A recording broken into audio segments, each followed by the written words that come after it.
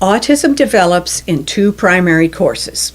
In the first course, the children progress normally until about age 18 months to 36 months, when there's a change from normal development. This is the most common developmental course and is often termed normal then regressed. It's at the point of change that autism spectrum disorders become apparent to people around the child. Parents tend to experience great pain at the loss of the normally developing child, and sometimes they need someone to blame. Someone who works with their child, perhaps. The point of change is in this first developmental course starts with an arrest or a pause. Many children will begin to progress again, but at a much slower than normal rate.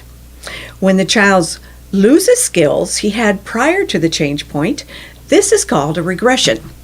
In either case, the child is not the same as before the point of change. In the second course of the development of autism, the child is atypical from his birth, whether it's apparent to the caregiver or not. This is a delay. The child tends to progress at a slower than typical rate from the beginning.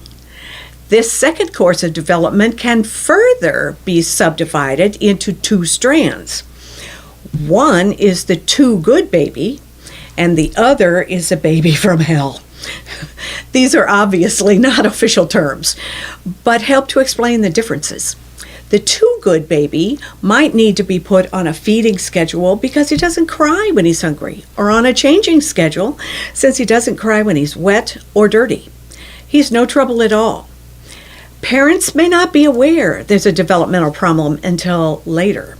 Anytime it's this different from normal, however, it's a problem and you need to check into it. The baby from hell often cries continuously, no matter what the caregiver tries, even up to 20 hours each day.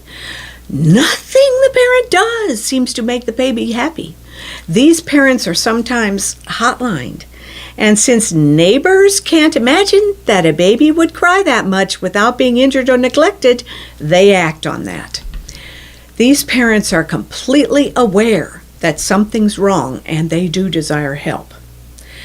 Understanding the terms of arrests, delays, and regressions will help you to sort through the information you gather about the child's early development for this eligibility criteria.